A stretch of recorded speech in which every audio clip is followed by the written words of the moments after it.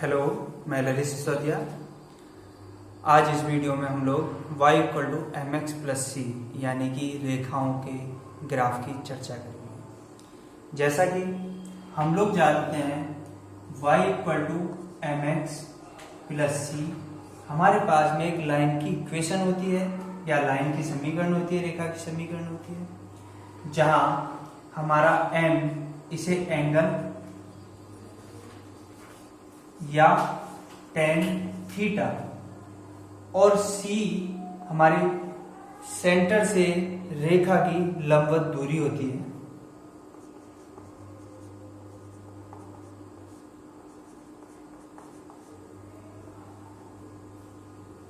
हम अगर y = mx+c के ग्राफ की चर्चा करें तो इसके लिए पहले हम लोग y = mx लेते हैं। यहां m हमारा दो प्रकार का, m greater than 0, m less than 0 व m बराबर 0, तीन तरीके से हम डिवाइड कर सकते हैं। यदि हमारे पास m greater than 0 है, यानी m हमारा एक पॉजिटिव रियल नंबर हो सकता है, 1/2, 1/4, 1/6, 2, 4, 8, 7, 10, 100, कुछ भी। m लेस देन 0 में 0 से छोटा नंबर -1/2, -1/3 या -10, -11 आदि, और m बराबर 0। इसके बाद जैसे हम लोग जानते हैं वो आइडेंटिटी फंक्शन तथा यानी कि y = x और y = -x, हम इन दो ग्राफों को अच्छे से समझते हैं।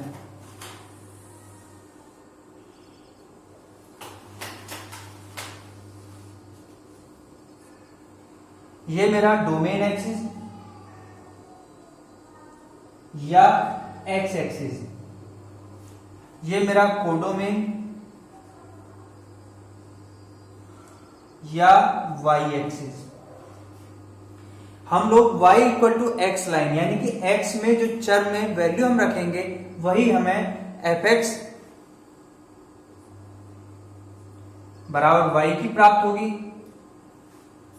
तो हमारे पास y = x या आइडेंटिटी फंक्शन में वो पॉइंटों का कलेक्शन होता है जो a, a प्रकार के पेयर रखते हैं।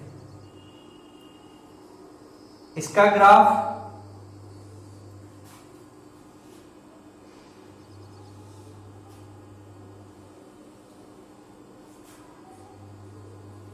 (45 डिग्री के साथ इस तरह का प्राप्त होता है। यहां हम एक चीज देख सकते हैं, y = x या y = 1 × x। यहां m बराबर 1 और tan थीटा यानी tan 45 बराबर 1 होता है, तो हम लोग इस तरीके से इस ग्राफ को समझ सकते हैं। अगर हमारे पास m का मान 0 से बड़ा है तो 0 से बड़े में दो कंडीशन हो सकती हैं, या तो m greater than 1 हो या m less than 1 हो। अगर m greater than 1 है तब हमारे पास y = mx में m का एंगल बड़ा होगा तो ग्राफ ऊपर चलता चला जाएगा, और यदि m less than 1 है तब हमारे पास ग्राफ नीचे होगा। जैसे अब हमारे पास यहाँ पे x बराबर 1 पॉइंट होता है, तो हम x बराबर 1 पॉइंट में वैल्यू रखेंगे x की y = mx में, और जब x बराबर 1 y = mx में रखेंगे तो हमें y का मान प्राप्त होगा, जिससे हम उसका पेयर निकाल के वहां से सीधी लाइन ड्रॉ कर सकते हैं। जैसे यदि मेरे पास y बराबर 2x है, x बराबर 1 रखने पर y = 2, तो मेरे पास x बराबर 1 है तो y बराबर 2 पे पेयर मेरा यहां होगा। तब मेरा ग्राफ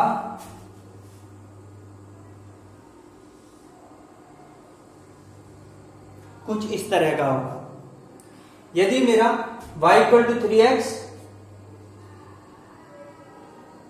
तब उसका ग्राफ 3,1 कुछ इस तरह का ग्राफ होगा।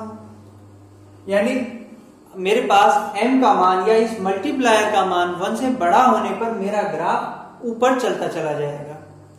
और यदि मेरा m का मान 1 से छोटा लूंगा तो मेरा ग्राफ या एंगल डाउन होने के कारण ग्राफ मेरा y=x लाइन के नीचे आता जाएगा, जो इस प्रकार मुझे प्राप्त होगा।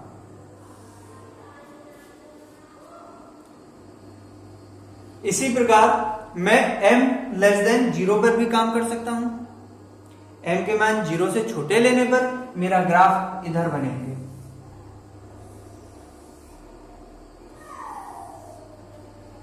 y=-x, m का मान -1 और 0 के बीच में होने पर ग्राफ यहां नीचे आएगा और -1 से ऊपर यानी -2, -3, -4 होने पर मेरा ग्राफ y=-x लाइन के ऊपर आएगा। आगे हम लोग y=mx+c पर चर्चा करते हैं।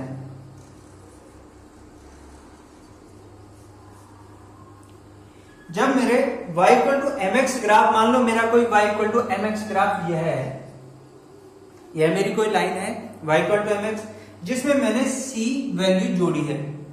c वैल्यू जोड़ने पर अगर मैं x बराबर 0 रखूं तो y बराबर c आएगा। यहां मेरा x बराबर 0 पे y बराबर 0 है, यानी मेरा ग्राफ सेंटर से जा रहा है। अगर मैं x बराबर 0 रखूंगा तो y बराबर मेरी कांस्टेंट वैल्यू या c आएगा।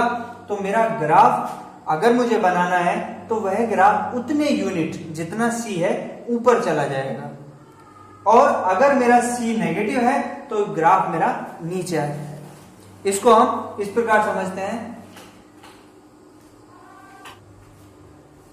यदि हमारे ग्राफ में y=mx+c में अगर हम c की वैल्यू, जैसे मेरी y=x लाइन है, इसका ग्राफ है, यदि मैं y=x+3 का ग्राफ की बात करूं तो यानी 3 मेरा पॉजिटिव वैल्यू है और एक y=x-3, 3 मेरी नेगेटिव वैल्यू है। तो मैंने y एक्सिस पे यह 3 यूनिट ली और यह -3 यूनिट ली।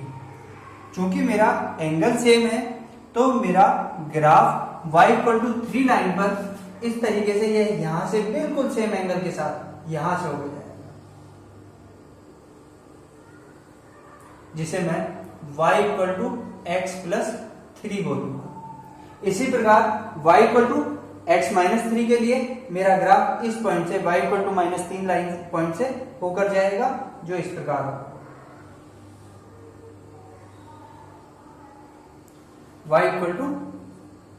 y=x-3, जैसे मेरे पास में y=2x लाइन है, जिसमें यदि मैं y=x+2x+2 और y=2x-2 इन दोनों ग्राफों की चर्चा करता हूं, यानी यह मेरा पॉइंट माना y=2 और यह पॉइंट मेरा y=-2 है, तब मेरा ग्राफ, चूंकि मैंने 2x में कोई चेंज नहीं किया तो x का m जो मेरा एंगल है वह सेम बना रहेगा, और मेरे को 2 डिस्प्लेसमेंट इसके ग्राफ में देना है। तो पॉजिटिव के लिए मैं इस ग्राफ को ऊपर खिसका दूंगा, जिससे मेरे पास में ग्राफ इस तरह का है।